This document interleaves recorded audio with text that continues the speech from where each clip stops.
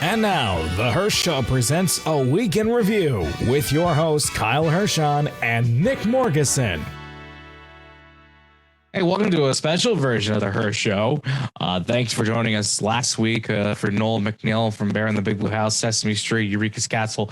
An amazing guy, an amazing story, and possibly more to come from him. But today, we were doing something a little bit different this week. I've got my producer, Nick, with me. Hey, Nick. How are you? So Nick and Izzy formed this network, and they decided to, for whatever reason, to give me a show. And, you know, for what it's been doing the last couple of weeks, I think we've been doing pretty well. Yes, we gave this idiot a show, and he's actually doing well. I'm an idiot. That's going to be clipped. I guarantee it. No fun. So what we're going to be doing this week, we're going to be doing something a little bit different. This isn't, typically your typical Hirsh show, but this week we're just going to, just chat about what's been going on. So I want to, you showed me this morning. PETA's back in the news for whatever god awful reason, because the majority of people do not like PETA. Yeah. And I have to tell a funny story since we're going to talk about PETA and this whole story about chickens and pigs and whatever other animals that they don't seem to like as of late. Yeah, so according to the New York Post, PETA is calling on humans to denounce animal insults like chicken or pig. So, what a chicken. Yeah, the people at PETA are a bunch of pigs. There we go. See, I knew we'd get that BS eventually. But you know what? This whole thing with PETA, and I'm going to tell this story because I think it's really funny. Well, the people who are PETA supporters might not think it's funny, but I was at Nassau Community College. Now, most people who are watching this, not in New York, it's on Long Island. It's in the Garden City area. If you look it up, Nassau Community College. I was walking around. You know how, like, on a bunch of campuses, you know it better than I do because you went where again? Syracuse? I went to Oswego. Oh, Oswego. It's north of Syracuse. Okay, and you had those like tubes that you would walk through, like especially during the weather. No, we did not. Oh, you didn't have those? No. Cortland did. Syracuse did. I believe Albany did, but we did not, even though we lived directly on Lake Ontario.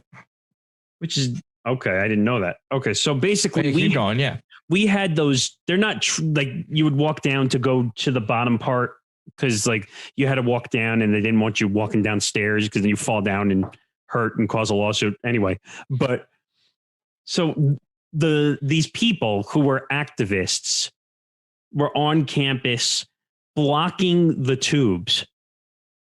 Because they were doing that's if you block people, then you have to stop them and you're going to listen to them. So they're handing out these flyers about like the chickens and the eggs and like we shouldn't be doing these things to the animals. And I'm like, hey, moron, get out of my way. I need to go to class. No, I'm blocking the tube because that's where people will listen to me. And I'm like, listen, buddy. I said, I don't have time for this. And it's the only way I could get down to where I needed to get to. Mm. Don't you just love that when you have to go somewhere and it's the only way you can get to a certain place or destination and you're like, shit, I can't get there. It sadly is the truth. Thankfully I haven't had to deal with people blocking my way, people like those people. But I remember at Oz, we had a preacher come to we have a thing in our quad, where it's technically public property, right? Even though there are 4 classroom buildings surrounding it, it's technically public property. So this guy was ranting on, why, gay people should not be accepted, and I hate to get into this sort of thing, but, gay people are an abomination. And I'm going to get Alex Jones for a second. You're drinking the water. You're turning the frogs gay. And, I think the best comeback of it all was that there was this whole crowd watching him. And all of a sudden, these 2 girls got up in his face and they started kissing each other. And the really? Yeah. And the whole crowd just went nuts. I mean, that's cool because they obviously are going to stand up for what they believe in. It was like a big FU to the preacher, and police actually, I think, escorted him out of campus. Do you? And I have to ask this question. I know this is going a little closer to religion and not really what we're covering, but right.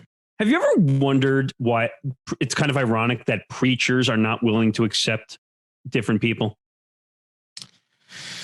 They have a specific belief system, and they believe what they're told. No, I get that, but I'm saying at the same time, preachers are supposed to be people that you can go to for positivity, and then we hear all these stories around the world, news-wise. Well, preacher doesn't accept this person and completely crucifies them. Not every preacher is willing to accept that, we are a changing society. Things are different. People are different, and it's only going to evolve from here on, that's what I have to say about that. But, with the whole PETA situation, they made a tweet a couple of days ago. So this is I'm going to pull up this graphic. You won't see it, but obviously in post-production you'll see it. They have a graphic. Using animals as insults perpetuates, get this, you ready for this? Speciesism. Oh, I'm looking at it right here. Speciesism. I kind of laughed at that when I saw that tweet go out. So they want you to say, instead of a chicken, a coward. A rat, instead be a snitch. Well, you realize this is all like what they call TV movie terms. Oh, you're such a coward. Or like when you snitch on a friend, like in a movie, and then like you have to watch the whole thing because, oh, I'm not your friend anymore. And then you were such a snitch. And also for snake, they have jerk. For pig, they have repulsive. And for sloth, lazy. Wait a minute. Shouldn't jerk and chicken go together? So yeah, they don't even know their own terms. I think they messed up on their own hand. Because I was going to say, wait a minute, jerk chicken, but chicken and coward, okay. So technically PETA has its own terminology. Yeah, their own lexicon, like a certain radio host that we both come to know and love. Yeah, well, anyway. Yeah. So somebody, actually, you know what? Even some of PETA's supporters are repulsed by the tweet. Somebody wrote, "This is my 7th year of being vegan, and I'm begging you to never tweet again." Yeah, not surprised. So the president of the organization came out with a statement. She told the Post, her name is Ingrid Newkirk, by the way. She's a dog killer, by the way, because PETA's killed more animals than saved. If you haven't done the research. Oh, I didn't know that. That's interesting. I didn't know that. Okay. Yeah. She says the knee-jerk dismissals are a reflection of the times we want to put behind us, and after ridicule comes discussion and then acceptance, as we've seen with our campaigns to end the use of fur and to point out how inhumane and unhealthy cow's milk is, among others. Excuse me. Okay. First of all, I understand, for people who are animal lovers, they don't want to see fur being used for jackets and coats and the whole. First of all, milk is supposedly healthy and we need it to live. I know you don't like milk, so I hate milk. That one doesn't apply to you. But in general, when we grew up as small babies and kids, we needed milk. So I thought that statement's a little odd, but I just find it ridiculous. If we didn't do these businesses, first of all, we wouldn't have a economy that runs on a proper value system because you have to sell animals and furs and all that stuff. But I kind of see where they're coming from, but I kind of don't. Yeah, and then they posted this response just a few minutes after. Anti-animal slurs degrade animals by applying negative human traits to certain species. Perpetuating the idea that animals are sly, dirty, or heartless desensitizes the public and normalizes violence against other animals. Another tweet says, specious language isn't just harmful, but it is also inaccurate. Pigs, for instance, are intelligent, lead complex social lives, and show empathy for other pigs in distress. Snakes are clever, have family relationships, and prefer to associate with their relatives. They're not humans. They're not humans. They're animals. We're talking about two different species levels here. And for that reason, I am officially starting a brand new organization to combat the rhetoric that PETA releases and spews out to the public. You ready for this? Yeah, what is it? It's called PETA. People eating tasty animals. Oh, wait, that's the meme that I put out on the Nick and Izzy. Wait. Now we got to talk about that. Yeah, I'm going to put it up for everybody to see. Check this out. This is what Nick and Izzy show posted on the, and it's. So the New York Post did a story. That's the one that we're talking about here. Yes. So they used a picture of a pig in a suit, which, by the way, according to PETA, that's totally not allowed because that's insulting the animals. So what are we calling it? The oinking creature? Pretty much, yeah. So it says PETA, people eating tasty animals. And on the bottom, are you chicken or are you a pig? So I prefer fried chicken and I preferred pork ribs. Oh, you know, PETA's going to come after our asses now, I don't right? give a damn what they have to think. By the way, I'm one of the biggest dog lovers there are out there. Yeah. And so are you. This is no shot against animals. We love animals. But when you get a stupid organization like PETA who will do anything in their power to make people feel awful about themselves, that I can't stand for. We're, as you said, we both like dogs. My dog's been around he'll be 13 this year. So he's an old feller, but he's going strong. And I've had 4 cats and all of them live to their 20s. Right. And that's my point, that don't come after us. We're not animal haters. We just find PETA to be one of the most disgusting organizations there is out there. We're just normal people. We eat meat. Right. Unfortunately, yeah.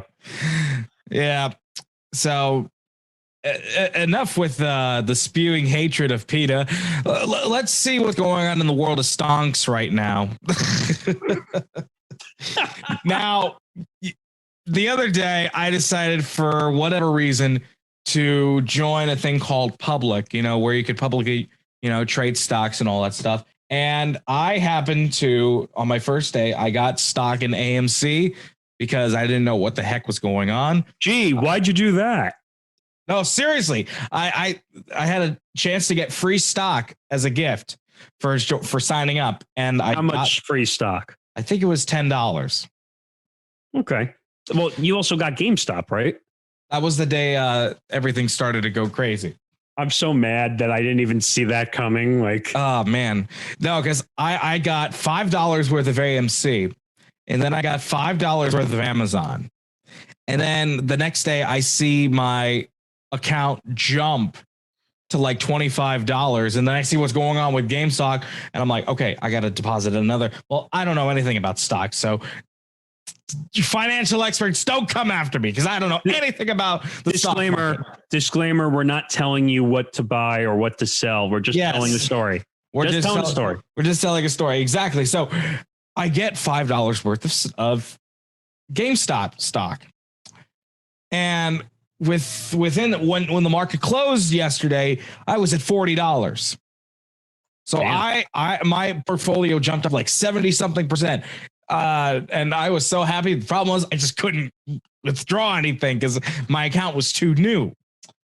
And then reality hit. Well, remember you and I spoke because I invest in the stock market. My brother works in finance and I've been doing it for like 8 to 10 years now.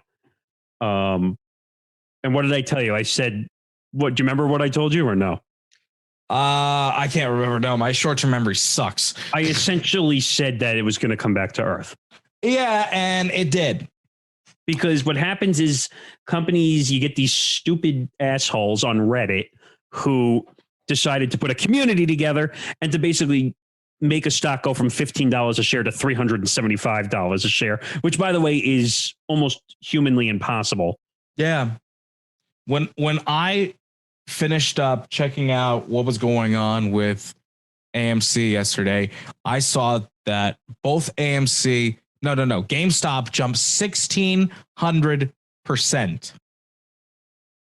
So, and now I've lost half of the money I made yesterday than what I did yesterday, because I was at $40. Now I'm up to 25. So it's like, King Dakar goes straight up. It literally went straight down today. It was like a bad version of a mountain, like when you climb a mountain and then you miss a step and you fall down. Like, that's kind of what it's like. Yeah, because it was not only AMC and GameStop that began trending like crazy. It was COS that started trending out of nowhere too. Now, the bigger, like trading services like Robinhood, Public, and I think Webull stopped allowing people to invest in GameStop, AMC, and COS. Hypocrites. Yeah, now Public is now letting people invest in GameStop again. But this kind of is actually getting Wall Street pretty nervous, with the influence of Reddit. Who would have thought one day that the Reddit community, which, by the way, I'm not the biggest fan of Reddit because there's some stupid people on there. But yeah, absolutely. But it's amazing how a small Reddit community turned a $15 a share stock at, like I said, into $375. Yeah, I mean, when I first saw, what was happening today with these sites, in my opinion, some of these are scams. Restricting people from, actually participating in the stock market. In my mind, I'm like, is that even legal? And the second part was the sheer insanity that was going on in Wall Street today, and also at the Capitol. Well, the market tanked yesterday. Yeah. So what happened was AOC tweeted out something, and believe it or not, probably one of the most hated Republicans in America right now, Ted Cruz, agreed with her. Oh no. Hell freeze over. Hell freeze over. And this is a segment we like to call We're Fucked. So it's true. So imagine being so fucked up that you have polar opposites of the political spectrum on each other's side. That's the crazy thing about it. So, who's really the villain of all this? This is going to be ironic, isn't it? It's Wall Street. Wall Street's the enemy right now. So apparently people are saying this is only a scare tactic by the hedge fund people at Wall Street, all the billionaires. This is a scare tactic to try to stop you from continuing to invest. Don't sell your stock immediately. Once again, we're not telling you what to do. We have no knowledge of this whatsoever. So we're just reporting on the stupidity of this whole situation. So I am going to continue holding on to my stock until, it really, there's a really consistent trend. Well, so I'm looking at the AP put out a story on GameStop, and I'm reading what the numbers actually were. So remember I said it was around 15. So 3 Fridays ago, GameStop was at $18 a share. Yeah. And then it doubled in 4 days. I mean, yeah. That's incredible. And then Tuesday, and more than doubling again on Wednesday to $347.51 a share, excuse me. Yeah. And And then on Thursday, which is, I guess they're talking about today or whenever this airs, actually, because we're not live right now. Anyway, it gave back a chunk of those gains and went down to 229. So basically, it was up 1,250%. That's crazy. That's casino gambling numbers. Well, it really is. The stock market is essentially a horrible casino. If you think about it. Exactly. That's basically what it was. And then, when 2008 happened, the big crash of 2008. The housing market. Yeah. Yeah. It was a housing market that failed. I mean, there are people in the stock market where basically their career is buying and selling stocks. Now, again, disclaimer, not telling you what to do. Do not take this as advice when I say this next thing.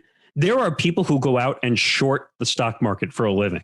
Now, just to explain what shorting the stock market or shorting a stock, do you know what it means before I say what it means or no? It's like, deplete the value of the share? You're gambling on the stock dropping.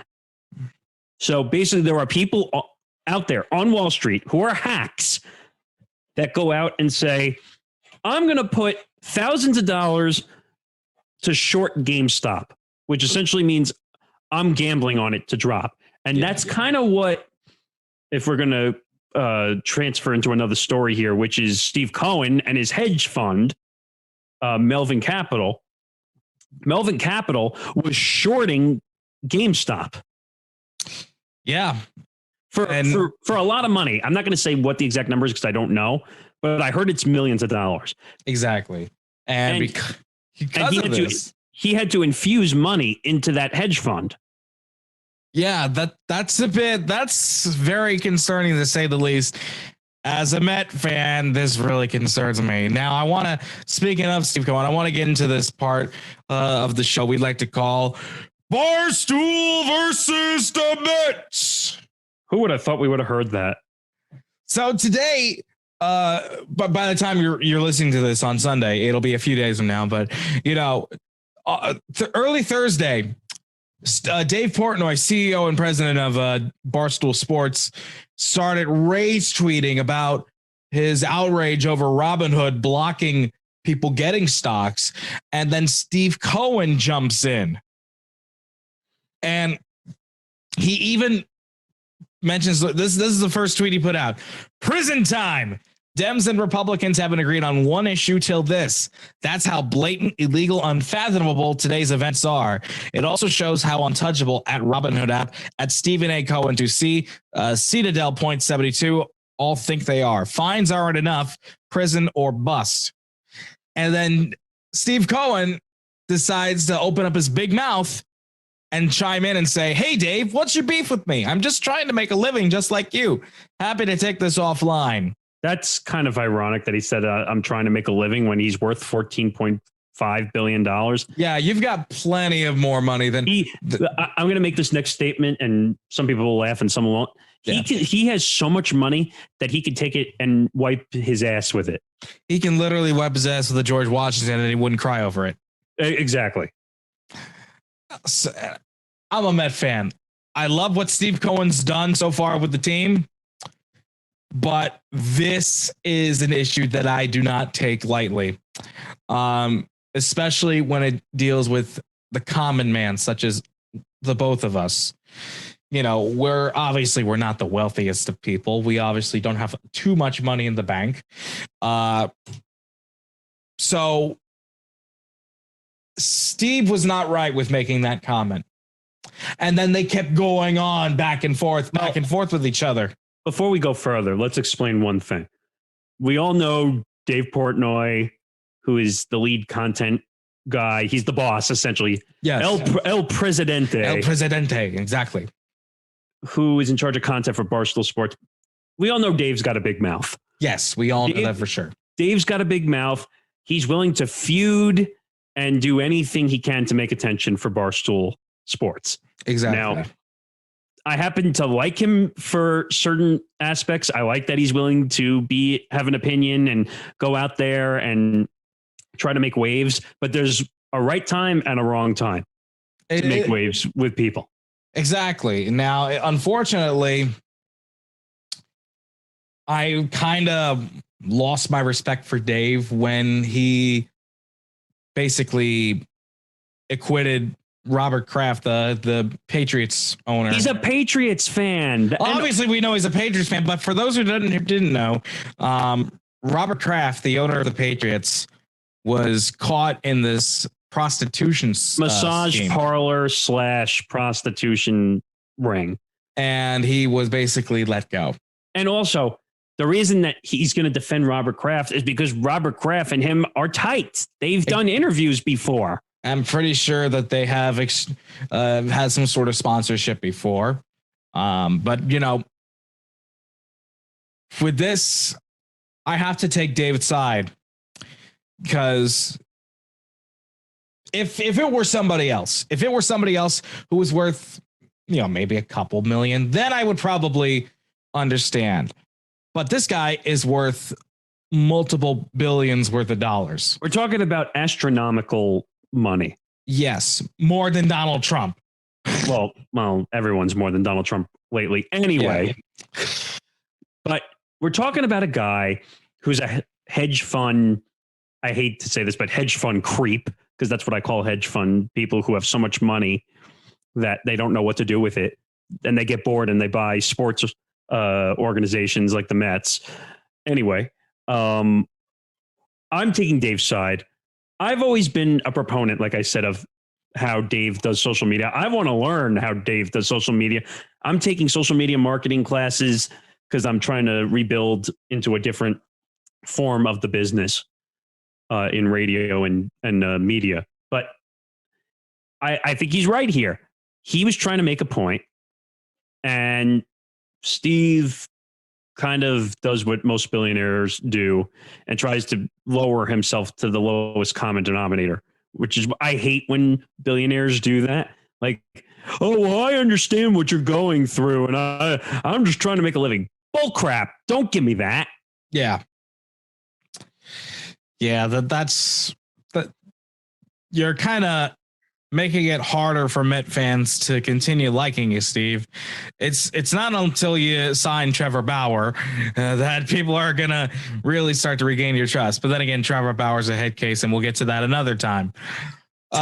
Lastly, there's this thing coming back. If you grew up in the 50s and 60s, there was a thing called Horn and Hard Art Automat. Now it's like the predecessors for vending machines for those. Now, I'm a millennial. I'm way too young to know this stuff, but because I watch too much television, I have a bit more knowledge than most people. So they're like these cubbies that have food in it.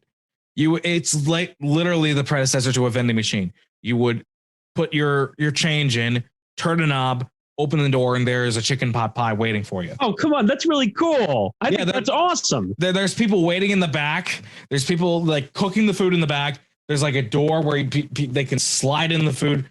And then, you know, once it's ready to go. Then, There's one issue. There's one issue, though. And I think you might know where I'm going with this. Yeah.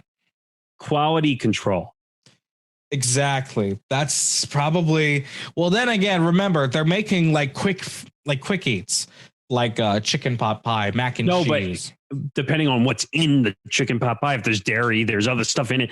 You have to do quality control. Do they pull food out if it's in there too long? Yes.